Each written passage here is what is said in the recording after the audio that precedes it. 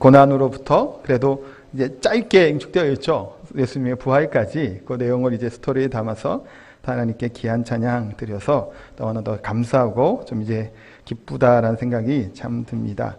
오늘은 이제 모든 우리 그리스도인들이 기뻐하고 즐거워하는 또 뜻깊은 부활의 주일입니다. 우리 그래서 옆에 분과 한번 오늘 인사하도록 하겠습니다. 우리 주님이 부활하셨습니다. 우리 주님이 부활하셨습니다.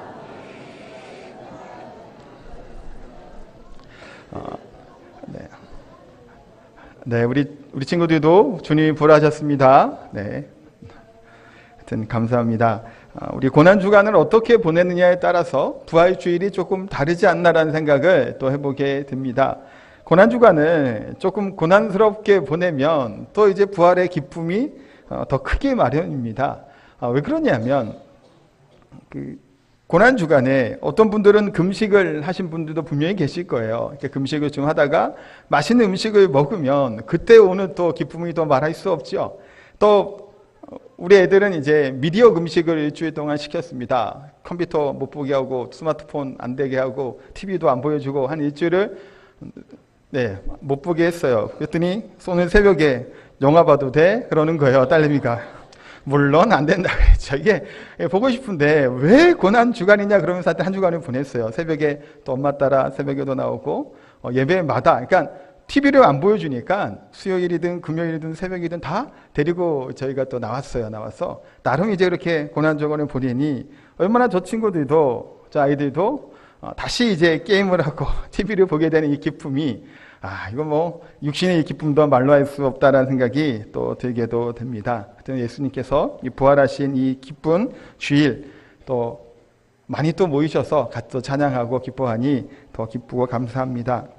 그러면 한 가지 질문이 우리가 생길 것 같아요. 오늘 제목이 부활의 신앙인데 부활의 신앙은 무엇일까라고 물어보면 우리가 어떤 대답을 할 수 있을까요? 부활의 신앙? 이것이 무엇일까? 사실 우리가 잘 아는 것처럼 이 부활절은 성탄절보다 어떤 면에서는 더 큰 절기가 바로 부활절입니다. 왜냐하면 사망 권세를 이기시고 부활하셨던 이 주님을 기념하는 날이고 또한 우리가 이처럼 죽음의 권세를 물리치시고 부활하신 주님처럼 우리가 부활하게 될 것을 믿기 때문에 기독교 신앙의 핵심이다라고 얘기할 수 있습니다. 그러면 부활을 경험하고 산다라고 하는 우리들이 정말 부활을 체험하고 우리가 살고 있냐라고 물어보면 어떠신가요? 오늘은 또 부활절이니까 이렇게 기쁘고 즐겁게 예배를 드리지만 우리가 부활을 아는 것, 믿는다라고 하니 아는 것하고 또한 우리의 삶 속에서 이 부활이 증언되고 또한 신앙인들이 부활의 신앙이 나타나는 삶을 살고 있냐라고 우리가 물어보게 되면 사실은 이 두 사이에 괴리감이 사실 있을 때가 많다는 겁니다. 실제로 많은 그리스도인들이 고난주간을 보내며 고난을 묵상하지요. 그리고 부활절을 맞이해서 우리가 지금처럼 믿음의 그런 고백들을 하게 됩니다. 그래서 어떻게 하나요? 강단도 이렇게 특별하잖아요. 스페셜한 우리 또 강단을 장식해 주시고 너무 좋아요. 또 뭐를 하나요? 어제 또 계란을 또 삶아서 또 이제 포장도 하고 또 오늘 이따가 또 나눠 주실 것이고 또 전도도 하고 이렇게 하게 됩니다. 그러면서 오늘 오후에는 뭘 하죠? 우리가 부활절, 우리 가족 찬양 또 축제를 하게 돼요. 하나님을 찬양하고 부활에 대한 기쁨을 항상 하게 됩니다. 그런데 오늘이 딱 끝나고 내일이 되면 우리는 일상으로 다시 돌아가게 됩니다. 사순절도 다 끝났고 고난주간도 끝났고 부활주일도 끝나고 나니 우리들의 신앙은 이전과 다를 바 없는 그 삶의 모습으로 사실은 돌아갈 때가 많다는 겁니다. 이게 왜 그러냐면 부활의 신앙이라고 하고 부활의 그 감격, 감사라고 하는 것이 예전에 있었던 한 가지의 그런 사건, 과거에 있었던 그쪽에서 우리가 머물러 있다 보면 지금 현재 지금 내 삶이 어떠하냐라고 물어보게 되면 이 부활이 지금 여기 이 순간에 그 감격 가운데 은혜 가운데 살아가야 됨에도 불구하고 아무런 연관 없이 감격 없이 살아가기 때가 너무나 많다라는 겁니다. 그래서 오늘은 이 부활에 대한 의미들 신앙에 대해서 한 번 더 생각해 보는 시간을 가지려고 합니다. 오늘 본문은 주님께서 부활하신 날 저녁이라고 얘기할 수 있는 날이고 이제 그때까지 이제 주님의 부활을 믿지 못하고 두려워 떨었던 이 제자들에게 예수님이 나타나 보이셨던 이 사건이 바로 오늘 본문의 사건입니다. 그래서 보면 문을 꼭꼭 걸어 잠그죠. 그래서 숨어갖고 바들바들 떨고 있는 거예요. 예수님이 죽으셨으니 그들의 칼날이 자신들에게 돌아오면 어떡해요? 이게 다 두렵죠. 무서운 가운데 있습니다. 이때 벌하신 주님께서 친히 오셔서 하신 말씀이 21절 말씀입니다. 21절 말씀 같이 한번 읽겠습니다. 예수께서 또 이르시되 너희에게 평강이 있을지어다. 아버지께서 나를 보내신 것 같이 나도 너희를 보내노라. 예수님께서 제자들에게 나타나셔서 하셨은 말씀은 평강이 있을지어다 라고 말씀을 합니다. 근데 제자들은 어떤 사람들인가요? 가장 결정적인 순간에 뭐한 사람들이에요? 배신한 사람이에요. 가장 예수님께서 고통받는 그 순간, 그 자리에 이 제자들은 함께하지 못했습니다. 그것이 제자들이에요. 그리고 우리가 이런 얘기를 하죠. 한 번 배신자는 잘 안 해요, 우리 친구들. 이게 바로 피드백 중에 좋아요. 그래요. 정말 애들도 잘 알고 있네요. 한 번 배신자는 영원한 배신자다. 배신자를 받아줘야 돼, 받아주지 말아야 돼. 그렇지, 받아주지 말아야 되겠지요. 이게 보통 우리가 생각하는 그거예요. 배신한 사람은 또 배신하게 마련이라 그러죠. 그래서 나라를 배신해서 온 사람들을 중용하지 않아요, 보통. 그 다음 왕권이나 그런 것. 왜냐하면 또 배신할 수 있기 때문이죠. 그런데 예수님께서는 이 배신했던 이 제자들, 예수님에게 등 돌리고 도망갔던 이 도망자들, 이 비겁한 이 겁쟁이들을 향해서 예수님은 이들에게 찾아오셔서 하셨던 말씀은 평강이 있을지어다 라고 말씀하고 있습니다. 다시금 이들에게, 이 제자들에게 기회를 주는 말씀을 지금 하고 계시죠. 그런데 아까 어린이가 얘기한 것처럼 한 번 배신했던 사람이 또 뭐 열심히 하기를 기대하기가 쉽지가 않아요. 어찌 보면 잘못하면 시간 낭비일 수도 있고 또 이렇게 힘쓰고 마음 써줬는데 또 그러면 어떡하나라고 걱정이 되기 마련이겠죠. 예수님께서 22절에 보면 또 이렇게 말씀하고 있습니다. 함께 읽겠습니다. 이 말씀을 하시고 그들을 향하여 숨을 내쉬며 이르시되 성령을 받으라. 아멘. 예수님께서는 평강이 있을지어다 라고 말씀하신 다음에 숨을 내쉬고 성령을 받으라 말씀합니다. 비겁한 사람들이, 배신자들이, 또한 겁쟁이가 바뀔 수 없을 것 같잖아요. 한 번 배신자는 영원한 배신자라고 하는 말처럼.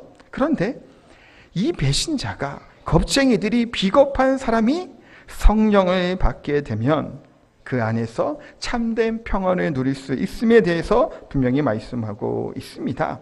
성령에 임하게 되고 성령 충만함을 받게 되면 배신했던 자, 이전에 어리석은 모습이 있었던 이 사람도 예수님께서 다시금 들어 사용할 수 있는 하나님의 사람으로 만들어 가신다라고 분명히 말씀하고 있습니다.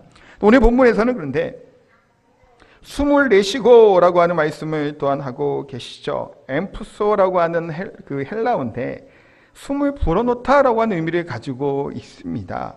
이것이 성령을 받으라 라고 했던 말씀에 이렇게 하고 이렇게 얘기를 하신 거죠. 이게 무슨 액션일까요? 이게 신약 성경에는 제가 알기로 나와 있지 않아요. 여기서만 이렇게 나오는 표현입니다. 성령을 받으라고 얘기하면서 하나님의 숨결, 예수님의 숨결을 이제 나타내 보이시죠. 이와 같은 일들이 구약에서도 한 2번 정도가 나오게 됩니다. 첫 번째는 창세기 2장 7절에 보면 여호와 하나님이 땅의 흙으로 사람을 지으시고 생기를 그 코에 불어넣으시니 사람이 생명이 되니라.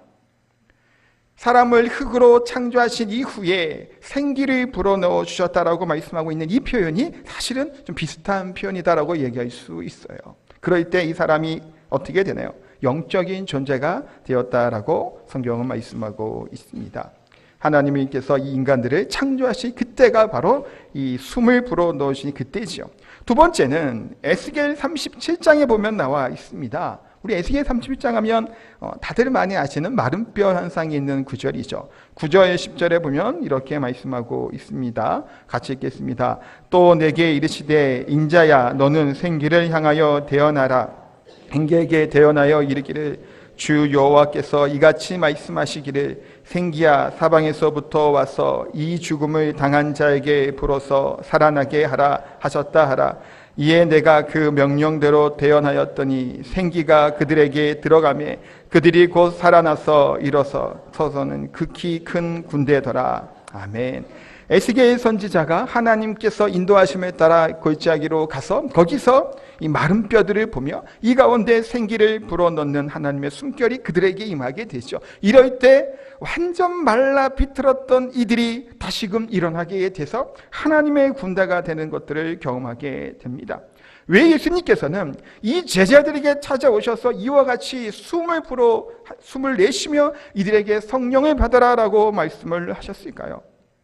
진흙으로부터 흙으로부터 인간을 창조하셨던 이 하나님께서 생기를 불어넣어 주심으로 뭐가 된 거예요? 하나님 생명이 되고 영적인 사람이 되어서 하나님이 창조하신 이 창조 세계를 다스릴 수 있는 권한을 그들에게 주셨죠.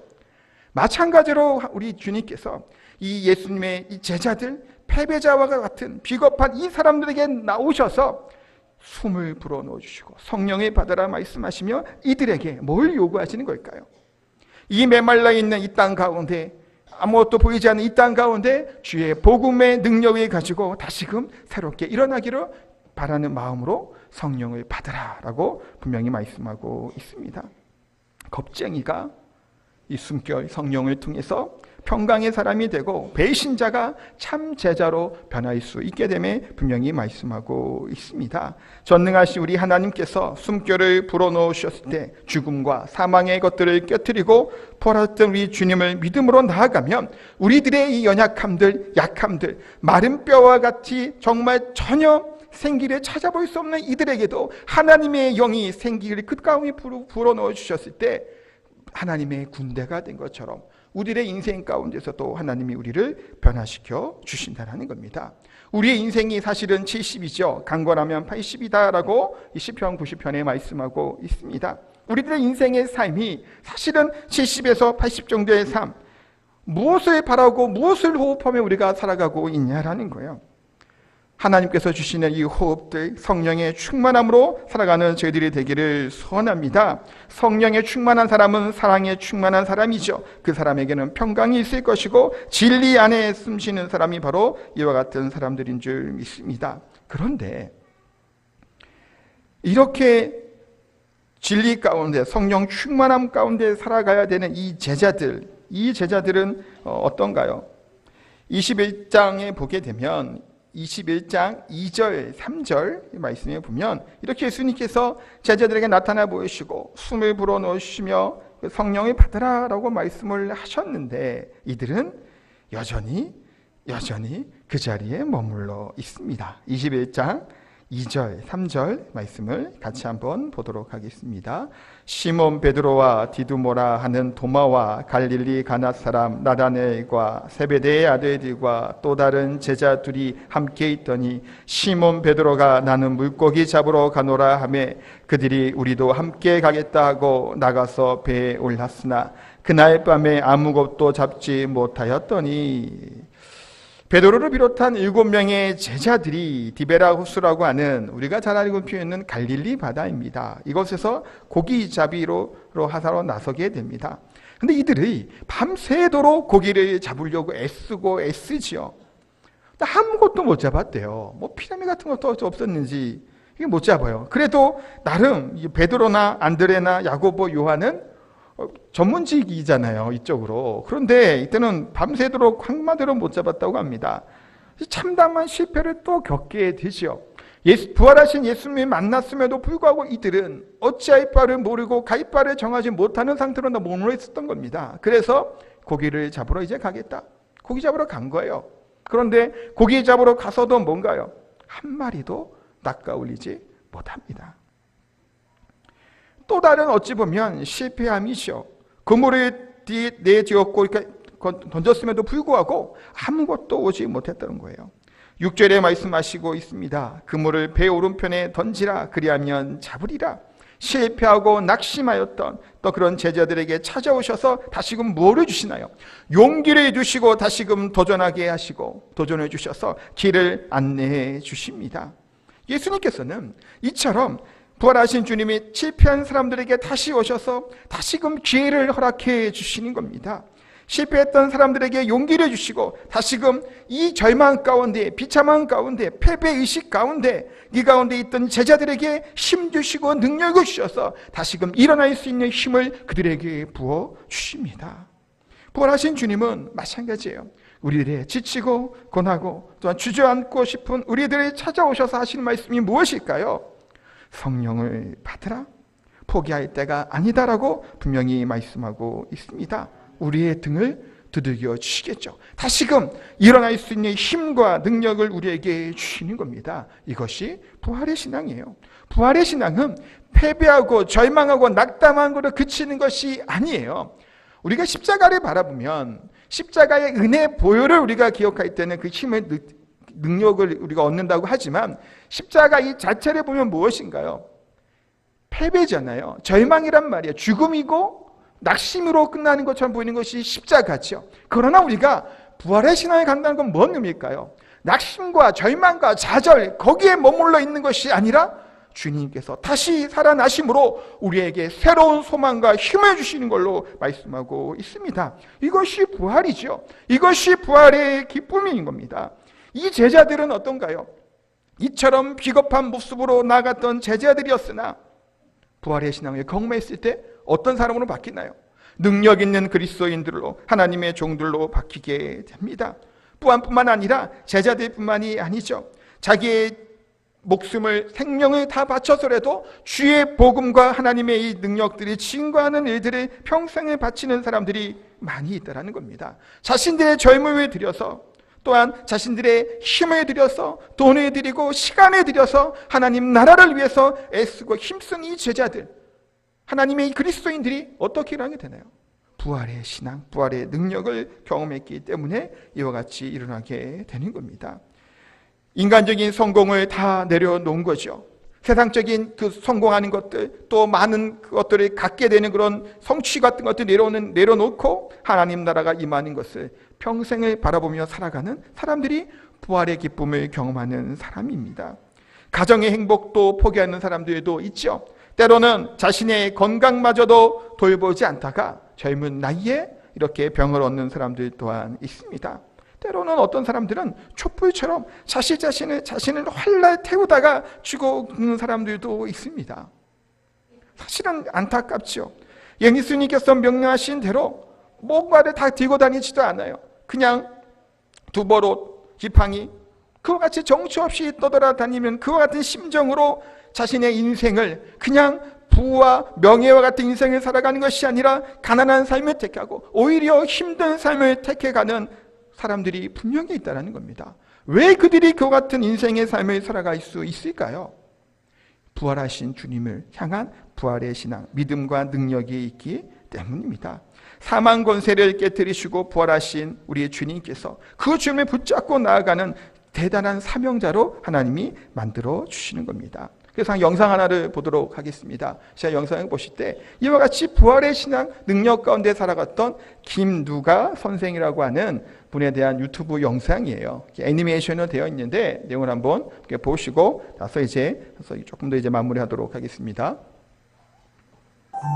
처음 누가 선생을 만났을 때 21살로 제일 어렵고 키도 제일 작았습니다. 처음에 그는 참 철부지였습니다. 어린 누가 선생은 이름 바꾸는 일이 얼마나 진지한 일인지 잘 몰라 장난처럼 대했지만 우린 그때부터 그를 누가라고 불러주었습니다. 그는 철부지였지만 성경 통독과 기도로 성령을 받은 후 누가 선생의 설교는 인상이 깊었습니다.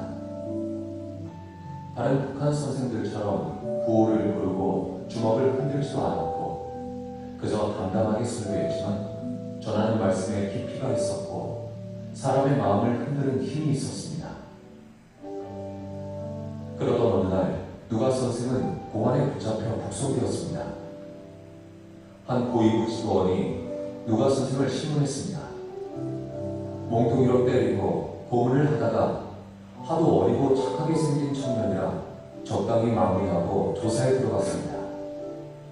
누가 선생은 어린 시절 부모를 잃고 꽃잡이가 되어 전전하다가 중국으로 건너가 성경 모임을 알게 되고 예수님을 믿게 된 이야기를 담담하게 이어갔습니다. 어린 청년의 거짓없는 진실한 고백을 들으면서 굶어 죽은 아이들 생각이 났습니다. 죄수들 앞에서 돌처럼 굳어있던 보이고 지도원의 마음이 흔들리기 시작했고 누가 선생은 이것을 보며 용기를 내어서 복음을 전했습니다. 지도원 선생님, 지금 우리나라는 김일성, 김정일이 시인되어 있기 때문에 이렇게 가난하고 굶주리고 있습니다. 우리나라 사람들도 예수님을 믿어야 합니다. 그래야 우리도 잘 살 수 있습니다. 우리 인생이 다 지나가게 되면 심판이 있습니다.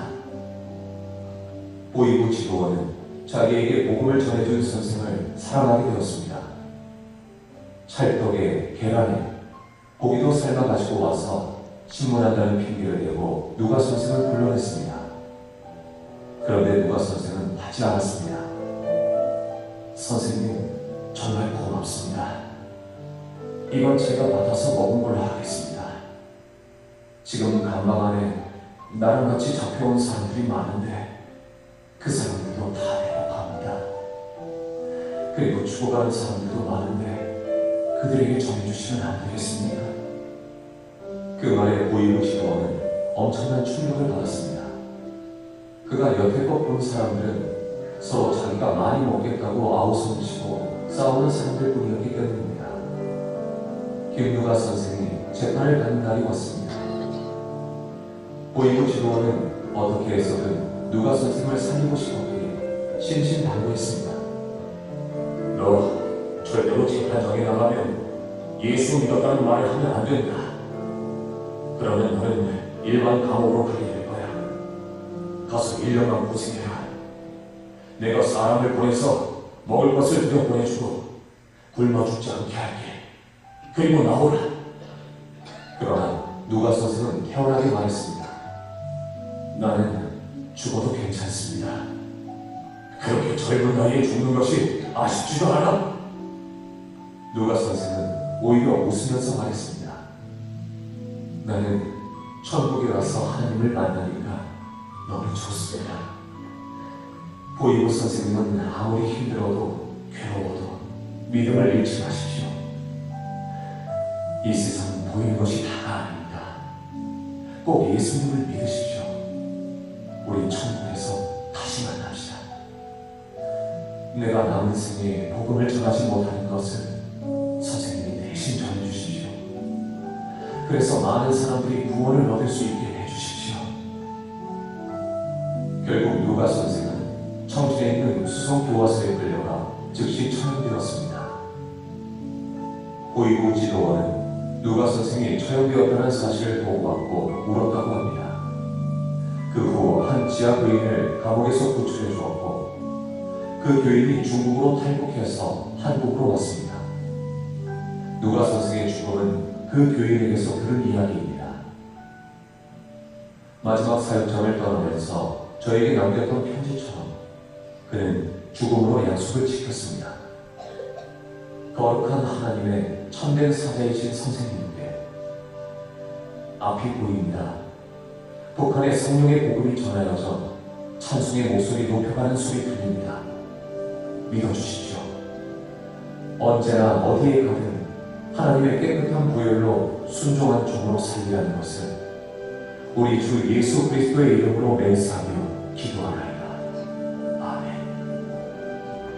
2001년 5월 14일 김누가 올림. 네, 영상을 보시니까 어떤가요? 부활의 능력을 경험하고 부활의 그 신앙을 가진 사람의 모습이 바로 이와 같다라는 겁니다. 자신의 죽음들, 사실 그것이 중요하게 여기지 않죠. 하늘나라를 바라봤던 믿음이 있었기 때문이에요. 배고픔과 굶주림이 있는 북한에서, 감옥에서 먹을 것을 양보한다는 것, 그게 사실 이렇게 쉽지만 않죠. 그러나 자신은 굶주려도, 자신은 먹지 않아도 다른 사람에게 눈을 돌릴 수 있고 그 나눌 수 있는 것이 바로 부활의 신앙에 가졌던 그런 믿음인 줄 압니다. 마지막에 보면 이제 편지가 나오죠. 북한 땅에 또 다시금 복음이 증거되어지게 될 것을 소망한다라고 했던 그런 기도의 내용들처럼 분명한 것은 하나님께서 북한 땅에도 하나님의 놀라운 은혜와 부흥들을 경험해 주실 것을 믿습니다. 우리나라에도 처음에 이제 부활절이기 때문에 말씀을 좀 드리면 언더우드와 아펜젤러 선교사님이 1885년 4월 5일 날 부활절 아침에 이 땅에 들어오게 됩니다. 우리가 잘 알고 있는 것처럼 언더우드 선교사님 같은 경우는 특별히 우리 장로교에서는 사실은 가장 유명한 분이죠. 그 부활의 그런 능력과 그것들을 기대하는 소망을 품고 조선 땅에 들어와서 이제 여러 가지 사역들, 선교들을 하게 됩니다. 이 언더우드 선교사님의 편지의 내용을 보면 조금 길긴 한데 한번 좀 들어보시면 좋을 거예요. 편지가 아니라 기도의 내용이다라고 이제 나와 있는 겁니다. 오 주여, 지금은 아무것도 보이지 않습니다. 주님, 메마르고 가난한 땅, 나무 한 그루 시원하게 자라오르지 못하고 있는 땅에 저희들을 옮겨와 앉히셨습니다. 그 넓고 넓은 태평양을 건너왔는지 그 사실이 기적입니다. 주께서 붙잡아 뚝 떨어뜨려 놓으신 듯한 이곳, 지금은 아무것도 보이지 않습니다. 보이는 것은 고집스럽게 얼룩진 어둠뿐입니다. 어둠과 가난과 인습에 묶여있는 조선 사람뿐입니다. 그들은 왜 묶여 있는지도 고통이라는 것도 모르고 있습니다. 고통을 고통인 줄 모르는 자에게 고통을 벗겨주시겠다고 하면 의심부터 하고 화를 냅니다. 조선의 마음이 보이지 않습니다. 그리고 저희가 해야 할 일이 보이지 않습니다. 그러나 주님, 순종하겠습니다. 겸손하게 순종할 때 주께서 일을 시작하시고 그 하시는 일을 우리들의 영적인 눈을 볼 수 있는 날이 있는 줄 믿나이다. 지금은 우리가 서양 귀신, 양기자라고 손가락질을 받고 있사오나 저희들이 우리 영혼과 하나인 것을 깨닫고 하늘나라의 한 백성 한 자녀임을 알고 눈물로 기뻐할 날이 있음을 믿나이다.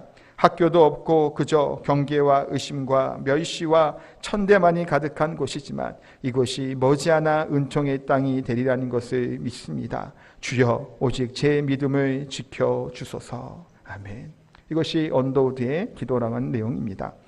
아무것도 보이지 않았던 땅이었죠. 이 조선 땅. 이때가 불과 130여 년밖에 되지 않습니다. 가난과 인습에 묶여 있었던 이 땅 가운데 이 언더우드 선교사님이 오셔서 세문안 교회를 세우시고 YMCA 또 연희 전문학교를 세우시게 됩니다. 이 연희 전문학교 연세대학교인 것은 잘 아실 거예요. 그 후에 조선의 희망의 싹이 솟아오르게 되고 지금 우리나라가 어떤가요? 선교하는 나라죠. 이 세계에서 어찌 보면 가장 많은 선교사를 파송하는 미국과 함께 그 나라가 바로 우리나라입니다. 130여 년 전에 이 선교사님의 기도가 실상 정말 아무것도 보이지 않는 이 땅 가운데 이 조선 땅에 피어나서 소망과 희망과 능력 가운데 찬란한 부활의 열매가 맺어졌던 것이 이들의 기도인 줄 압니다. 사랑하는 성도 여러분, 우리들의 이 부활의 신앙을 믿는다면 이 부활은 뭘까요? 역전할 수 있는 거예요. 지금 현실은, 지금 상황은 좌절이고 소망이 없는 것처럼 보일지라도 그러나 우리의 은혜는 무엇인가 하면 이 부활하신 주님을 바라보고 능력으로 나아가게 될 때 하나님께서는 이 소망하는 것들, 이것을 하나님 최후에는 승리하시고 또한 이루어 주시는 하나님의 그런 은혜들을 믿을 수 있기 때문입니다. 십자가는 아까처럼 패배한 것 같죠. 죽음인 것 같고 좌절인 것 같으나 그러나 거기에서 멈춰있는 것이 아니라 부활한 소망이 있기 때문에 이것은 일시적인 패배일 수밖에 없고 영원한 소망은 바로 이 부활의 신앙 가운데 있는 줄 믿습니다. 우리가 살아가는 것이 힘들고 피곤하고 곤고할 수 있습니다. 그러나 부활하신 주님께서 우리에게 손을 내미실 때 그 손을 붙잡고 나아가시기 바랍니다. 그러면 제자들, 지금은 연약하고 부족하는 제자들이었으나 이 제자들은 생명을 아끼지 않으며 복음을 증거하는 부활의 증인들이 되었습니다. 아까 영상에 봤던 이 김누가 선생님 같은 경우는 마찬가지죠. 죽음을 두려워하지 않습니다. 왜 그럴까요? 우리 인간이 가장 두려워하는 것이 죽음이에요. 그러나 부활의 신앙을 믿는 우리들은 죽음 이후에 영원한 생명이 있음을 믿기 때문인 줄 압니다. 이 부활의 신앙들을 가지고 다시 일어나 그런 믿음으로 부활의 신앙과 능력으로 살아가는 저희 성도님 다 되시기를 예수님 이름으로 축복하고 기도합니다.